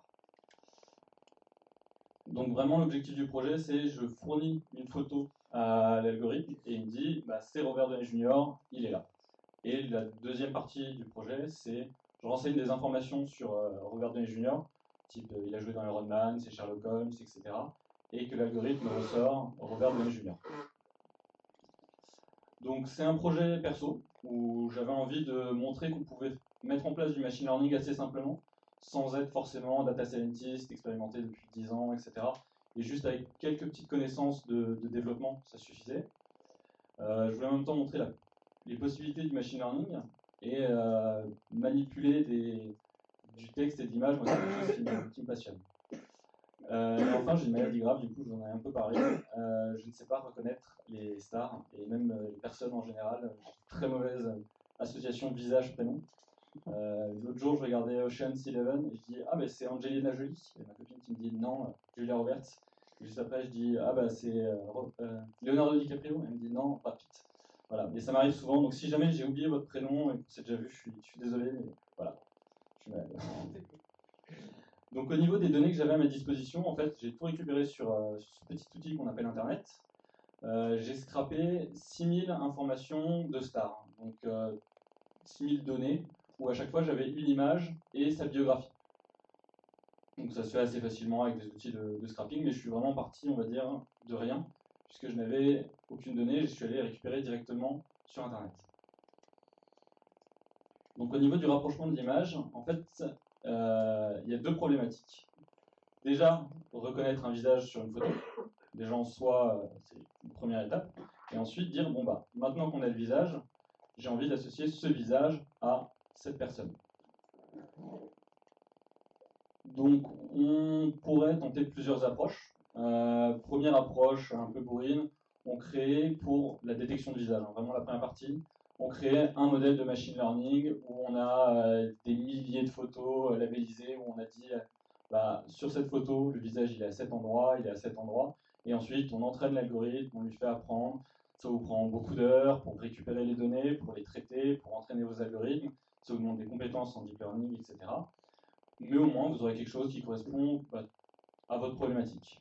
Ou alors vous êtes un peu malin et vous vous dites, bah, détection de visage quand même, il y a beaucoup de personnes qui l'ont faite déjà. Du coup, vous pouvez utiliser des modèles préentraînés. Il y a des chercheurs qui ont passé leur thèse, qui ont passé plusieurs années, à identifier des visages sur des photos. Donc pourquoi vous, en industrie, vous devriez refaire tout ce travail alors que ça a déjà été fait par quelqu'un? Utiliser un modèle préentraîné, en gros, c'est juste quelqu'un qui a entraîné un modèle sur des grosses bases de données pour une tâche spécifique. Donc, typiquement, détecter un visage, ça, c'est une tâche assez classique. Donc, il y a beaucoup de personnes qui ont travaillé dessus. Si vous voulez identifier un rhododendron d'une poire, là, ça sera peut-être plus compliqué. Vous devriez utiliser vos données. Mais vraiment, pour des problématiques classiques, vous trouverez des modèles préentraînés disponibles qui requièrent zéro donnée et pas du tout un PC performant et qui vont vous donner des très bons résultats. Pour la détection de visage, du coup, moi je suis parti sur la stratégie d'utiliser un modèle préentraîné et même une librairie qui package l'ensemble. Donc là, vous voyez peut-être qu'il y a juste 3 lignes de code. Et avec ces 3 lignes de code, j'arrive à identifier les visages sur une photo. Juste tout simplement. Et en fait, ce qu'il fait derrière, c'est qu'il charge un modèle de deep learning, il l'applique sur l'image que j'ai chargée, et il me ressort les visages que le modèle lui a ressortis. Et tout ça de manière transparente. On aurait pu le redévelopper avec le modèle préentraîné, etc. Mais bon, là, ça permet quand même de simplifier pas mal la chose et d'aller plus vite sur le développement. Ensuite, pour reconnaître les personnes. Donc la deuxième partie, reconnaître vraiment ce visage, c'est associé à cette personne. On pourrait imaginer plusieurs approches. Toujours la même, on crée un modèle par personne. Pour entraîner un modèle sur Robert Downey Jr., je récupère des centaines de milliers d'images de Robert Downey Jr., j'entraîne sur des photos aussi qui ne sont pas de Robert Downey Jr., j'entraîne mon algorithme, etc., etc. Et j'ai un modèle pour détecter Robert Downey Jr. sur une photo. Ensuite, il faut que je fasse le même travail pour Emma Watson, etc., et toutes les autres stars qui m'intéressent. Donc ça demande pas mal de boulot. Autre méthode, plutôt se dire, au final, 2 photos de Robert Downey Jr., elles sont quand même assez similaires, assez proches, elles se ressembleront. Et 2 photos d'Emma Watson se ressembleront également. Par contre, une photo d'Emma Watson et une photo de Robert Downey Jr., elles sont quand même assez éloignées en termes de distance géographique, on pourrait dire. Donc on va partir plutôt de cette idée-là, parce qu'au final, à partir du moment où j'ai une photo de Robert Downey Jr., toutes les photos qui seront assez proches de cette photo de Robert Downey Jr., je pourrais dire c'est des photos de Robert Downey Jr. Donc là, en fait, dans toujours la même librairie que j'ai utilisée, il y a une fonction qui permet d'encoder vos images, donc de les transformer. Vous avez votre image et vous la transformez en un vecteur. Un vecteur, c'est juste une liste de nombres. Et en maths, dès que vous avez une liste de nombres, un vecteur, vous pouvez calculer des distances, faire plein de choses. C'est beaucoup plus facile à manipuler qu'une image ou même une matrice. Là, vous avez un vecteur, c'est juste une liste, c'est très simple à utiliser. Et en fait, derrière, ce qui a été entraîné, c'est un modèle de machine learning qui s'est spécialisé dans pour dire, en gros, il reçoit 3 images en entrée, 2 images de la même personne et une image d'une 3e personne. Et il est entraîné à dire, les 2 photos de la même personne, elles doivent être très proches en distance, et la 3e personne doit être éloignée des 2 autres. Et c'est juste un modèle qui apprend comme ça, au fur et à mesure, sur plein d'images qui ont déjà été labellisées par des grosses entreprises, des labos de recherche, etc. Donc là, cette fonction me permet de transformer mon image en un vecteur. Et ensuite, j'ai juste à comparer les distances. Donc là, la première photo de Robert Downey Jr. et d'Emma Watson, ils ont une distance de 0,7. Alors que 2 photos de Robert Downey Jr., ils ont une distance de 0,4. Les 2 photos de Robert Downey Jr. sont donc assez proches. Donc statistiquement, on peut dire c'est Robert Downey Jr. et sur l'autre photo de Emma Watson, je peux dire que ce n'est pas Robert Downey Jr. La démo.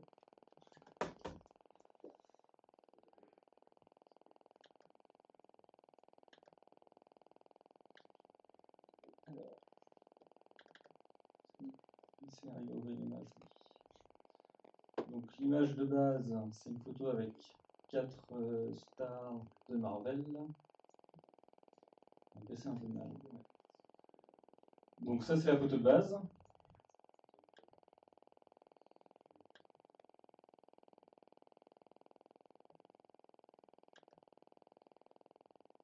Alors normalement c'est assez rapide, mon PC est un petit peu capricieux, donc on va voir s'il arrive à le faire assez rapidement, mais ça prend toujours moins de... Quand c'est lent, c'est 20 secondes. Voilà, c'est assez rapide. Donc là, je sais pas, oui, vous arrivez quand même plutôt bien à voir, je pense. Donc en gros, il a détecté en haut à gauche Chris Evans, en haut à droite Stanley, en bas à gauche Robert Downey Jr. et en bas à droite Kevin Feige. Donc globalement, bah, il a eu bon et j'ai juste en fait eu à rentrer dans l'algorithme à dire bah, utiliser des photos qui avaient déjà été pré-identifiées où j'avais mes photos de base qui disaient cette photo c'est Robert Downey Jr., cette photo c'est Kevin Feige. Et là, du coup, l'algorithme arrive à les retrouver dans d'autres situations.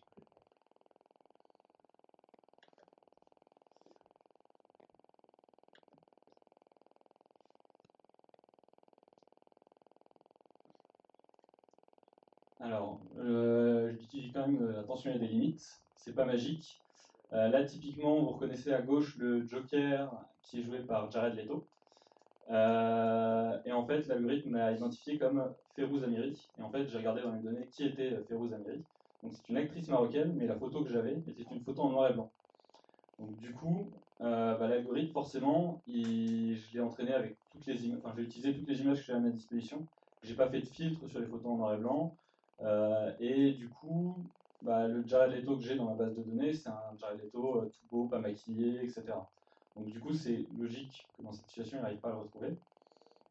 Et globalement, les algorithmes là qui sont utilisés, ils ont 99,3% de précision, je crois que c'est de cet ordre-là. Donc du coup, ça reste toujours entre guillemets approximatif. Oui, des petites particularités sur la librairie qui me semblent intéressantes, un petit peu techniques. Mais pour reconnaître les visages sur une photo, il y avait deux paramètres qui me semblaient intéressants. Donc vous avez la possibilité d'augmenter la taille de votre image pour détecter des visages plus petits, de manière plus fine, etc. Seulement la seule limite, ce sera la capacité de votre PC.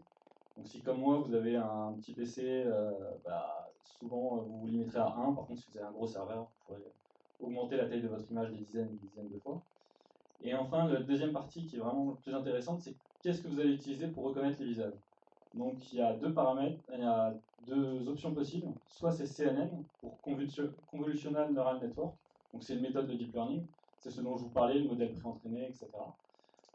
De deep learning du coup, soit HOG, et les HOG en fait c'est ce qu'il y avait sur les appareils photo pour détecter les visages, les appareils photo numériques. Donc c'est une méthode un peu plus ancienne, qui est un petit peu moins performante, mais qui reste quand même très intéressante, vu qu'elle est plus rapide à aller sur CPU. Et alors que le CNN est quand même plutôt lent sur CPU, mais il va être très rapide sur GPU, donc GPU les cartes graphiques. Et d'ailleurs, c'est même quelque chose que je vous conseille en général. Le GPU, quand vous faites du deep learning, c'est limite indispensable. Ça vous permet vraiment d'accélérer vos prédictions, surtout vos entraînements en fait. Plutôt que de passer plusieurs jours, bah, vous allez réduire ça en heures, voire en minutes. Et il y a plein de librairies Python qui utilisent du GPU. Mais souvent, bah, c'est un peu plus complexe à installer, un peu plus cher aussi. Les GPU, ça coûte quand même. Les GPU Tesla, Nvidia entrée de gamme pour serveur entreprise, c'est de l'ordre de 10 000 €, je crois. Donc ça assez cher quand même. Et du coup, bah, bien sûr, comme je l'ai dit juste avant, ça ne fonctionne pas parfaitement le deep learning pour reconnaître les visages. Type, si vous avez des jumeaux, il va avoir un peu de mal, le maquillage, etc., ce genre de choses. Du coup, on a vu pour les images comment utiliser deep learning simplement pour reconnaître les visages. Maintenant, on va s'attaquer au texte. Du coup, la problématique, c'est bien de détecter à partir d'une phrase sur Robert Downey Jr. Que l'algorithme ressorte, bah, c'est Robert Downey Jr. Au niveau des données que j'avais, j'ai scrappé des biographies. Donc les biographies, bah, c'est quand même assez verdeux. Là, on voit un exemple. Il incarne un super-héros Marvel dans Iron Man en 2008 et c'est de suite Iron Man 2 en 2010. Il y a beaucoup de mots parasites et au final, moi, ce qui va plutôt m'intéresser, c'est les mots-clés type Iron Man, Iron Man 2, Avengers, Avengers 2. C'est pas le. Si je dis que c'est un acteur, bah ok, mais j'en ai téléchargé tout plein. Qu'il incarne un super-héros, il y en a plein. Marvel, il y en a pas mal aussi, etc. Donc c'est vraiment certains mots-clés qui vont être différenciants pour reconnaître Robert Downey Jr. Il faut que ce soit en même temps une fonction utile à l'utilisateur. Si je demande à l'utilisateur à chaque fois de retaper une biographie pour retrouver l'autre biographie, ça va être un peu compliqué. Et en même temps, il faut que j'ai un bon taux de résultat, que ce soit quand même assez performant. Donc il y a pas mal de manipulation de texte à faire. Du coup, je fais une petite aparté sur quel outil utiliser en Python pour le NLP, donc Natural Language Processing, la manipulation de texte. Alors il y a plusieurs librairies connues, NLTK, GenSim, Spicy, et clairement, pour avoir testé surtout NLTK et Spicy, je vous recommande Spicy 1000 fois. C'est vraiment un outil qui permet de faire énormément de choses très simplement. Et en fait, là, je vous montre un exemple. Donc, vous tapez juste une phrase, que ce soit en anglais, en français, il y a différents modèles c'est disponible dans plus d'une trentaine de langues, je crois. Et du coup, là, par exemple, je tape Apple is looking at buying UK startup for $1 billion. On peut facilement extraire plein d'informations sur ce texte, juste en quelques lignes de code. Les premières lignes, c'est où je charge mon Spicy. Ensuite, je vais renseigner la phrase et ensuite, je vais lui demander d'imprimer des informations sur chacun des mots. Et là, par exemple,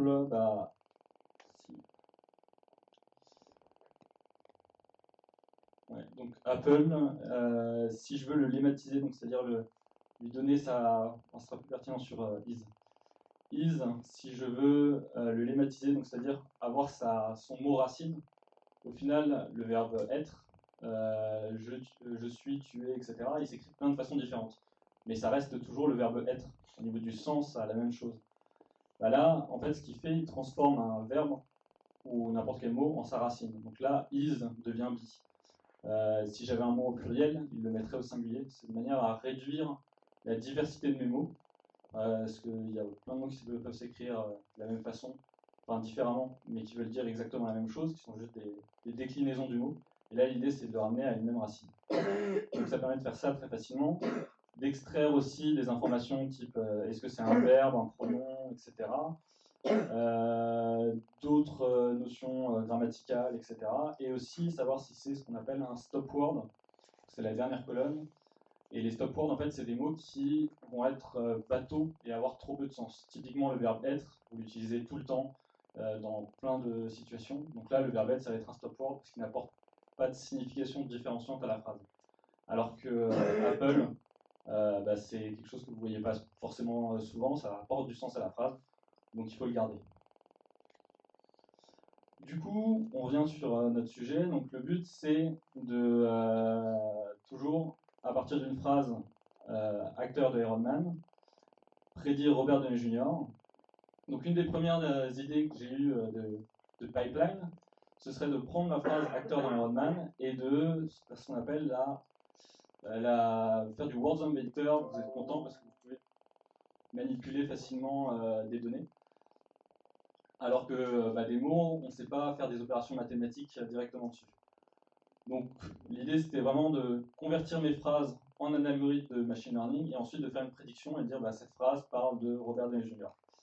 Seulement, à ma disposition, je vous rappelle, j'avais juste des biographies sur Internet donc assez courtes, il y avait en gros une dizaine de lignes. Et pour entraîner un modèle de machine learning, il faut plusieurs milliers de phrases par acteur. Et moi, mon modèle, en plus, je devais prédire 6000 acteurs, donc je vais entraîner soit 6000 modèles, soit avoir un modèle qui peut prédire énormément d'acteurs différents. Donc ça me semblait pas jouable au vu des données que j'avais et du temps que j'avais. Deuxième idée d'approche, c'est un peu comme on a vu avec l'image, c'est de se dire, au final, acteur dans Iron Man, ça va être assez proche de la biographie de Robert Downey Jr. et assez éloigné de la biographie de Emma Watson, un peu comme on a raisonné avant. Donc j'ai tenté cette approche, donc pareil, je les ai passés en vecteur, de liste, et après j'ai comparé des distances, etc. Seulement, quand on réfléchit, on regarde un peu les données qu'on avait, la biographie, c'est quand même si elle ne faisait pas des milliers de lignes, elle faisait quand même 5 à 10 lignes. Et elle parlait de pas mal de sujets différents. Il y avait beaucoup de déterminants, d'adverbes, etc. Alors que moi, mon objectif, c'était vraiment que l'utilisateur enseigne une phrase assez concise, voire limite des mots-clés, juste acteur dans Iron Man, ou même juste Iron Man, pour retrouver Robert Downey Jr. Et là, du coup, en fait, on essaye un peu de comparer des pommes et des poires. Puisque d'un côté, on a des paragraphes, des biographies, et de l'autre côté, bah, c'est des mots-clés, c'est écrit assez rapidement, etc. Donc, du coup, cette approche a été, au final, pas viable. Et du coup, je suis parti sur une troisième approche, où l'idée, c'était de me dire, bah, ce qui m'intéresse, au final, c'est, je tape acteur dans Iron Man, ce qui va vraiment intéresser, c'est Iron Man. Et que je le rapproche à une espèce de base de données de mots clés spécifiques à Robert Downey Jr. Typiquement, bah, Iron Man, Sherlock Holmes, c'est des films dans lesquels il a joué. Du coup, je me suis dit, bah, vraiment, si je pars du texte, que je cherche les mots-clés d'un côté et que je les rapproche à d'autres mots-clés spécifiques à Robert Downey Jr., ça me permettrait d'avoir un rapprochement intéressant et de remonter une pertinence à l'utilisateur. Donc là, faire juste dire, bah, il y a Iron Man qui est là, Iron Man qui est dans ma liste, c'est assez simple à faire en Python. L'autre problématique, c'était bah, d'extraire des mots-clés de la biographie de Robert Downey Jr. Vous l'avez vu, il y avait pas mal de mots, c'était assez complexe, etc. Et moi, ce que je voulais, c'était extraire bah, Iron Man, Sherlock Holmes, etc. d'une biographie au final assez dense en vocabulaire. Et là, du coup, c'est une tâche un peu complexe, où vous allez avoir besoin de machine learning. On ne peut pas juste dire, bah, j'extrais tous les mots qui commencent par des majuscules, etc. Il suffit que votre biographie soit mal tapée, qu'il manque des majuscules, etc. Vous allez perdre beaucoup d'informations. Et du coup, là, cette discipline du machine learning d'extraire des mots propres, des mots-clés d'un texte, s'appelle le NER, Name Entity Recognition. Donc le but, c'est vraiment d'extraire les noms propres d'un texte. Donc là, je vais vous montrer juste comment on le fait en Spicy. C'est pour ça aussi que j'aime Spicy, parce que c'est très simple à mettre en place. Donc là, toujours la même phrase, Apple is looking at buying UK startup for $1 billion. Je lui demande d'imprimer les entités, donc les noms propres. Et là, en fait, il identifie tout de suite Apple, il me dit même que c'est une organisation. UK, c'est un pays, du coup, et $1 billion, c'est l'argent. Il m'a identifié automatiquement les différentes significations des mots. Il faut savoir que je pourrais, demain, imaginons, je crée une super startup qui s'appelle ABCD. Il va en fait, c'est pas une liste de mots-clés qu'il a en base de données, c'est vraiment, il se base sur le contexte, la façon dont sont utilisés les mots, etc. Ce qui fait qu'il peut se planter. Mais il va apprendre des.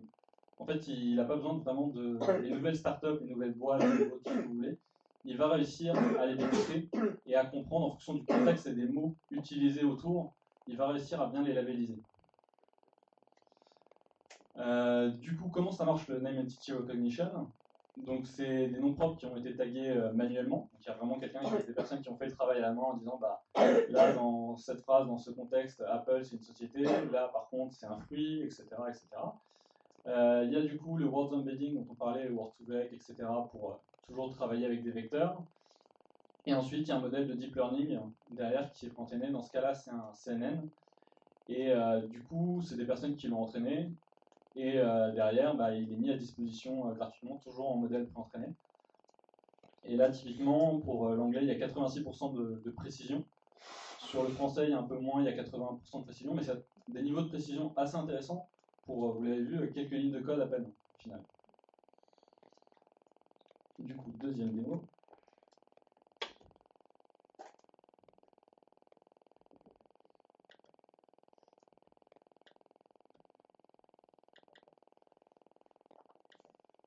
Donc là, je vais demander à l'algorithme, je vais taper Doctor Strange Sherlock pour, je pense à Benedict Cumberbatch, j'écorche sûrement son nom, et qui a joué dans Doctor Strange et aussi dans la série Sherlock.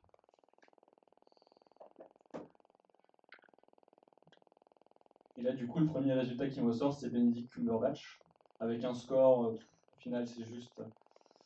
Le score ne veut pas dire grand chose, mais c'était juste pour les classer par rapport aux autres, où là, du coup, il y a d'autres noms d'acteurs en dessous qui ont aussi joué soit dans Iron Man, soit dans Sherlock, etc.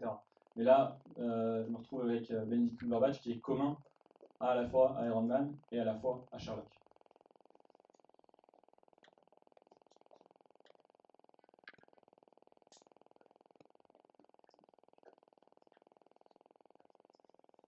Donc voilà, une petite conclusion. Je voulais vous montrer que le machine learning, ça peut être facilement mis en place sans avoir besoin d'une équipe de 15 data scientists, etc. Qu'il y a des modèles préentraînés qui sont disponibles quand vous avez des usages simples et qui sont entre guillemets classiques, et qu'on peut avoir des bons résultats. Si vous voulez lancer, je sais pas, une application, etc., vous n'êtes pas obligé forcément de commencer avec 10 data scientists. Vous pouvez juste, en tant que développeur, coder un petit peu, implémenter un modèle, et avoir un premier résultat pour une V1, une V0, etc. Par contre, du coup, l'autre côté, c'est que quand vous voudrez améliorer les performances de cet algorithme, là, forcément, il vous faudra des data scientists, des gens pour travailler sur les données, il vous faudra les données, etc. Ce genre de choses. Et du coup, vous devrez investir dans des data scientists. Et oui, aussi, ça fonctionne bien sûr qu'avec des domaines précis. Je pense que si vous voulez là vraiment lancer une application détection de fraudeurs français dans les sites de e-commerce high-tech assez spécifiques, là clairement, je pense pas que vous trouverez des données en ligne. Et en plus, ça va être un sujet assez différenciant. Du coup, vous ne trouverez sûrement pas disponible des modèles préentraînés disponibles. Et enfin, dernière chose qui me semble quand même intéressante, là, pour mon use case, j'ai utilisé du machine learning pour extraire les films dans lesquels les stars avaient joué, etc., pour extraire de l'information. Mais typiquement, n'importe qui pourrait me dire, mais t'es idiot, il y a des bases de données qui existent qui recensent tel acteur a joué dans tel film, etc. Ça aurait été beaucoup plus simple, beaucoup plus sûr, puisque ça aurait été labellisé par des humains et pas par des algorithmes de machine learning. Donc il ne faut pas non plus utiliser du machine learning pour dire j'ai utilisé du machine learning. Bon, là, je l'ai fait parce que c'était un projet perso, mais dans le cadre d'une entreprise, il ne faut pas faire du machine learning pour faire du machine learning. Il faut réfléchir si le besoin a besoin de machine learning ou pas du tout. Voilà, je vous remercie de votre attention.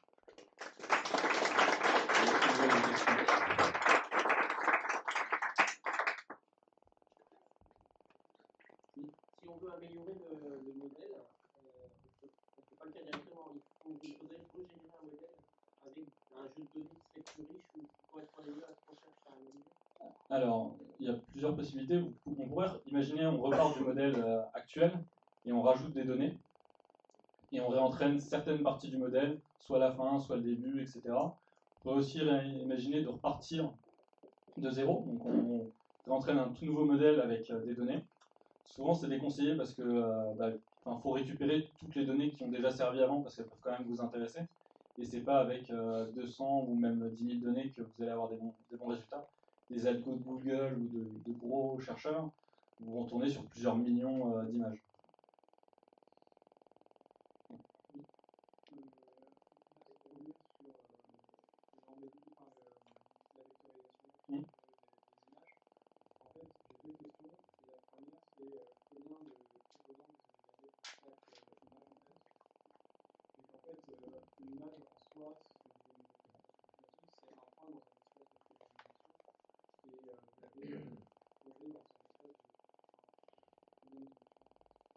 Alors du coup, la question, je répète la question pour la question porte sur comment j'ai vectorisé l'image pour calculer les distances entre deux images.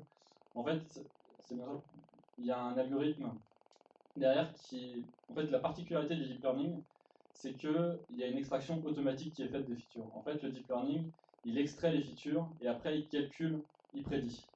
Donc typiquement, si vous avez une photo de chat, vous n'avez pas besoin, vous lui donnez juste l'image, il va extraire des points intéressants sur la photo de chat et il va dire ensuite c'est un chat. Alors qu'avant le deep learning, il fallait qu'il y ait un humain qui extrait des points intéressants de cette photo de chat via différentes méthodes qui existent et ensuite entraîner un algorithme qui permet de classifier. Du coup là en fait typiquement pour le visage qui est entraîné, c'est vraiment juste donner à l'algorithme deux photos d'une personne qui se ressemblent et dire ces personnes sont similaires. Du coup, le modèle de deep learning, en fait, il part d'une matrice et au fur et à mesure, il va la transformer en vecteur, avec différentes opérations qu'on appelle pooling, convolution, etc. Et généralement, dans ce genre de modèle, il arrive à un vecteur de taille 4000. Ça dépend, il y en a c'est d'autres 2000. Enfin, ça dépend vraiment des modèles. Là, j'avoue que j'ai pas regardé sur ce modèle combien de taille en vecteur est regardé. Et ensuite, du coup, il extrait ces vecteurs et ensuite il classifie et il dit ces deux personnes sont similaires. Mais du coup, là, ce qui est fait typiquement pour ce genre d'approche, c'est on garde juste le dernier vecteur pour vectoriser en fait. Juste l'étape avant la classification, qui généralement c'est constitué de l'ordre de plusieurs milliers, un vecteur de plusieurs milliers. Mais c'est vraiment des points intéressants extra automatiquement.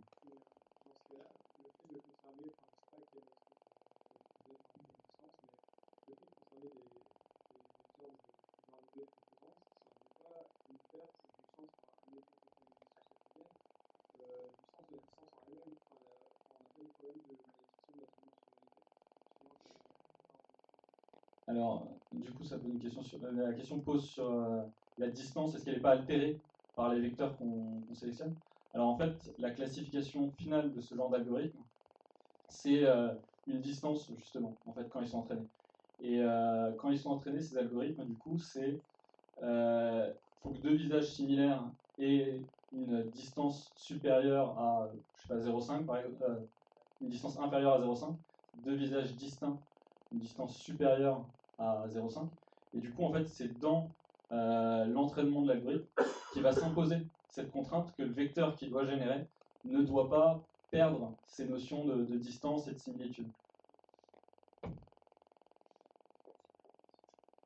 Il est possible si par exemple la probabilité que ce soit la même personne soit par exemple supérieure à 90%, de restocker cette image et de réentraîner l'algorithme dynamiquement pour avoir plus de précision sur les autres. Alors la question du coup pose sur est-ce qu'on peut garder les images qu'on a mal labellisées par exemple, ou bien labellisées, pour réentraîner un algorithme, réentraîner l'algorithme en lui-même.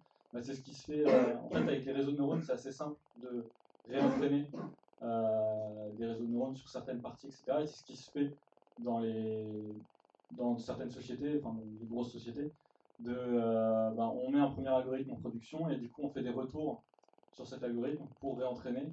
Mais par contre, il faut qu'il y ait toujours un humain qui dise bah non, là c'était pas la même personne, là c'était la même personne. Et oui, ça se fait typiquement de garder les données qu'on a bien ou mal labellisées pour améliorer l'algorithme.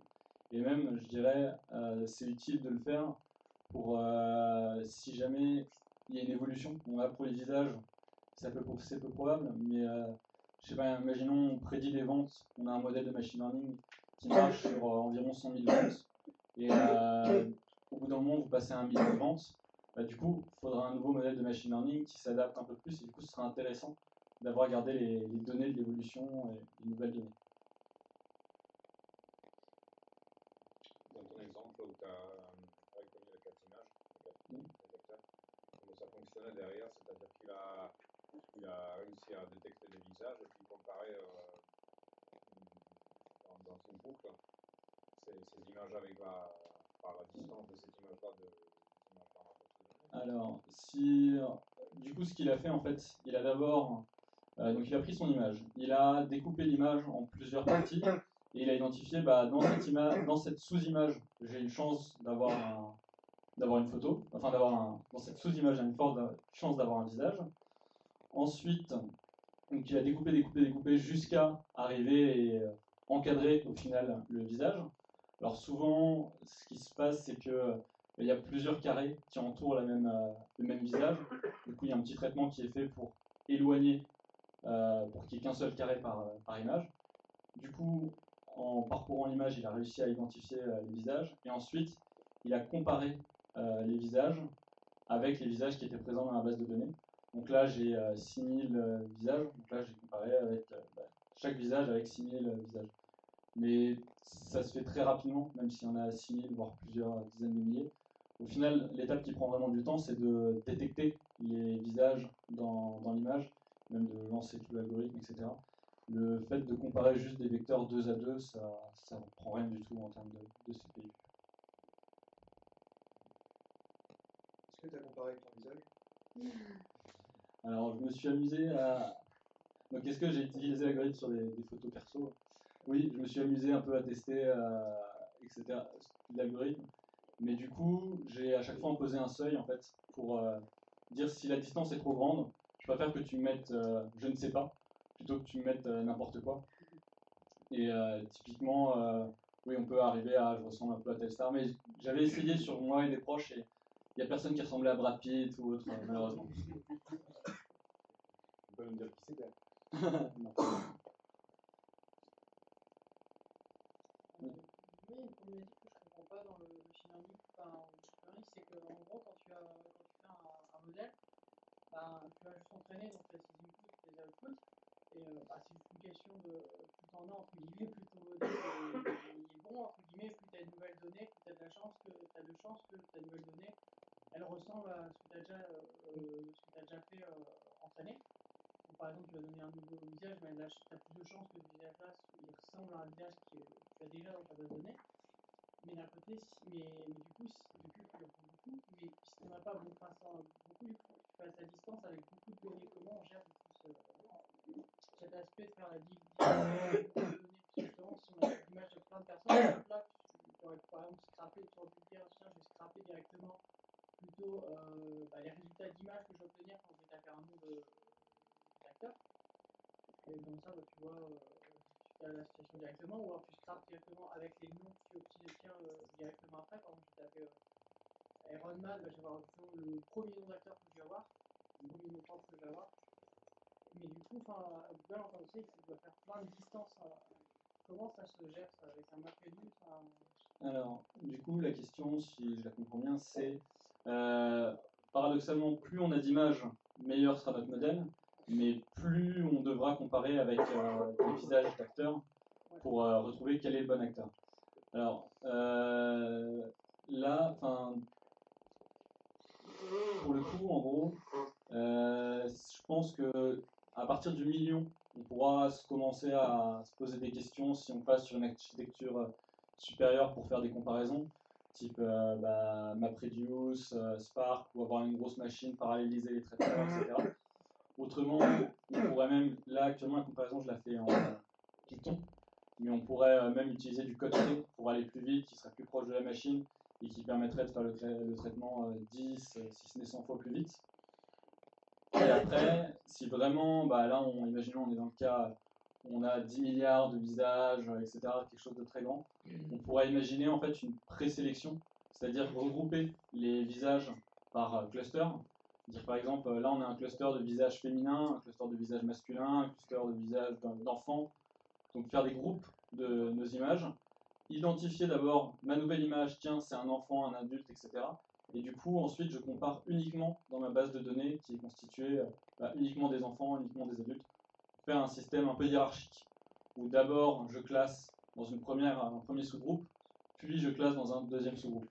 Donc ça induit un petit peu de l'erreur, puisque si on se trompe sur le premier sous-groupe, on ne trouvera pas le bon visage, mais ça permet de faire moins de traitements, parce que vous devez juste identifier un premier sous-groupe, puis comparer avec la population de ce sous-groupe qui est constitué du coup d'un sous-échantillon de notre base de données.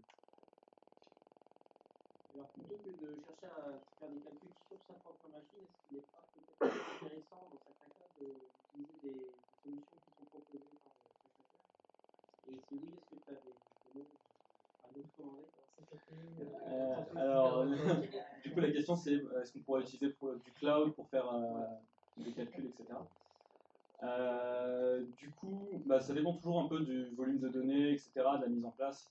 Typiquement, là, sur ce projet, j'ai passé beaucoup de temps à installer la librairie avec GPU. Parce qu'il fallait trouver les bonnes versions de drivers NVIDIA, etc. Donc, je pense que c'est une question de laisser quelqu'un qui est déjà expérimenté dans l'installation de structures, ça peut se faire. Enfin, elle se pose légitimement. Donc, oui, je pense à une startup, Scapané, on fait de l'hébergement, etc. Mais après, sinon, il y a plein de solutions cloud, Google Cloud Platform, Amazon Web Services, etc., qui package déjà ces solutions. Avec Amazon Web Services, typiquement, c'est peut-être ceux qui sont plus matures sur tout ce qui va être deep learning, mais du coup, vous envoyez vos données aux USA, etc. C'est une autre problématique. Mais eux, ils vous proposent en fait de mettre en place des serveurs orientés deep learning en un claquement de doigts en fait, où des data scientists peuvent travailler dessus, etc. Mais le problème, c'est que, mine de rien, le cloud, quand c'est de l'usage spontané, c'est pas trop cher. Quand c'est de l'usage récurrent, etc., ça va rapidement coûter très cher. Et louer une GPU, c'est pas aussi cher que de monter un tout petit serveur. Ça monte rapidement dans les sous. Il y avait une présentation de Decathlon dernièrement au Meetup Big Data et sur du deep learning. Et du coup, la question a été posée est-ce que ça vous a coûté beaucoup de sous, etc.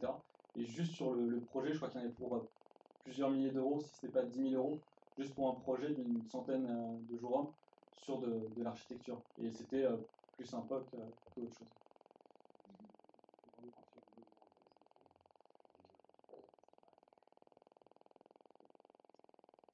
coup, quand on en parle, est-ce qu'il y a beaucoup de projets en big data qui sont vraiment rentables pour l'instant?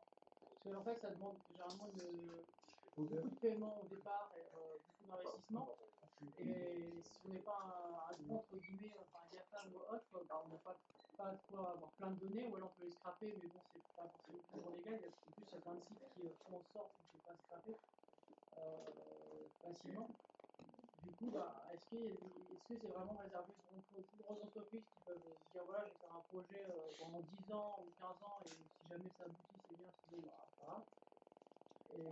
Alors, la question pose sur du coup, la rentabilité des projets Big Data, Machine Learning, etc.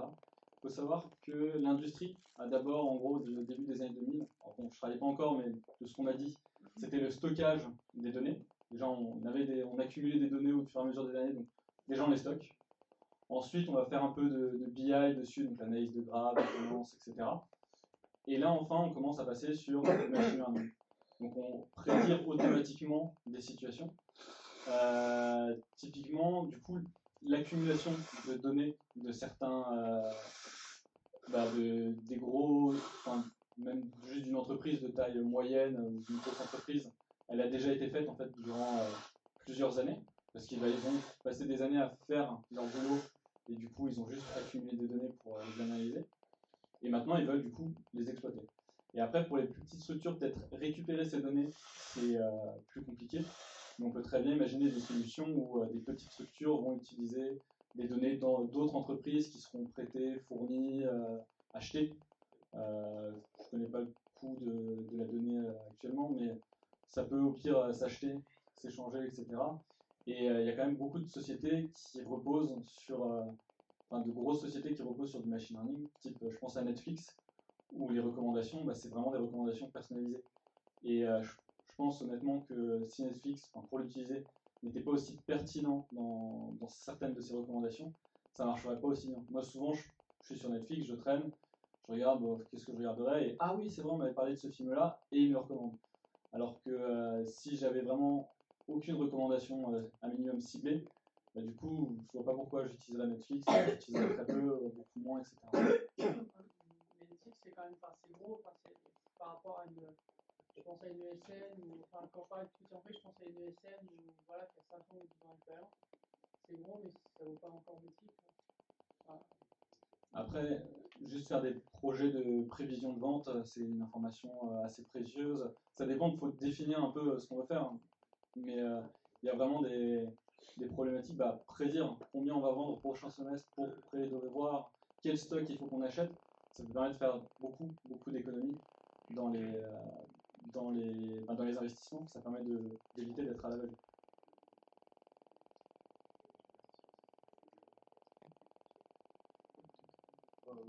Oui, moi je pense qu'il y a beaucoup de projets qui fonctionnent bien, qui sont rentables.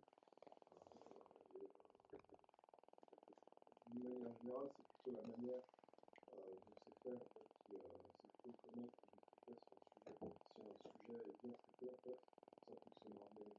Les projets qu'on a vraiment vu foirer, entre guillemets, c'est des projets où il n'y avait pas de vision et pas un cadre bien défini. Donc les gens se sont perdus, ils ont peut-être investi dans des techniques dont ils n'avaient pas besoin. Et après, forcément, ça a créé un sentiment de frustration. Et donc là, oui, effectivement, peut-être que c'est une expérience de vie naturelle. Je parlais des Decathlon, et ils ont des sujets concrets sur lesquels ils arrivent à faire.